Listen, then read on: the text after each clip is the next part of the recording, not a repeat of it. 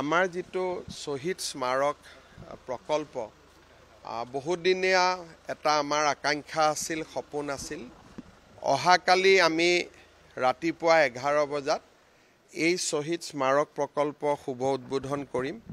আজি বিয়লি 4 বজাত আমি শহীদ স্মাৰক জ্যোতিত আমি অগ্নি সংযোগ কৰিম যাতে এই অনলডাল সদায় জীৱন্ত প্ৰাণৱন্ত হৈ জ্বলি থাকিব পাৰে প্ৰজ্বলিত হৈ থাকিব পাৰে আৰু এই ধৰণে 45 বছৰ পিছত শহীদ খৰ্গেশ্বৰ তালুকদাৰৰ মৃত্যুৰ প্ৰায় 45 বছৰ পিছত আমি অসমৰ কৃতজ্ঞ ৰাইজে তেখেতক আৰু 855 জন শহীদক আমি সন্মান জনাম অহাকালি এই অনুষ্ঠানটো অসমৰ প্ৰতিখন জিলাতে আমাৰ ৰাইজে চাব আৰু প্ৰতিখন জিলাতে শহীদ প্ৰণামো তোমাক গীতটি পৰিবেশন কৰিব গুৱাহাটীতো এই গীতটি পৰিবেশন হ'ব আৰু অসমৰ বিভিন্ন জিলা সদৰত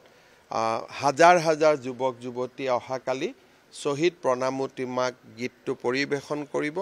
আৰু উদ্বোধনী অনুষ্ঠানটো তেখেতসকলে চাব অহাকালি দিনটো আমাৰ জাতীয় জীৱনৰ এটা গুৰুত্বপূৰ্ণ দিন অসম চৰকাৰে শহীদ স্মাৰক বনাই চৰকাৰীভাৱে অসম আন্দোলনৰ শহীদসকলৰ কাৰণে প্ৰথমবাৰৰ বাবে কিবা এটা কৰিছে আমাৰ বাবে গৌৰৱৰ দিন মই সকলোকে অহাকালিৰ অনুষ্ঠানলৈ নিমন্ত্ৰণ জনাইছো 8 ইয়াতে সমস্যাটো এনেকুৱা আছে যে প্ৰায় 400 শহীদৰ ফটোগ্ৰাফ নাই আমি খালি আপোনালোকে একজেক্ট সংখ্যাটো পাব সেই স্থানবিলাক আমি খালি ৰাখি থৈছো সেইকাৰণে আমি বিভিন্ন সময়ত 860 জন শহীদো কওঁ 855 জনো কওঁ কিন্তু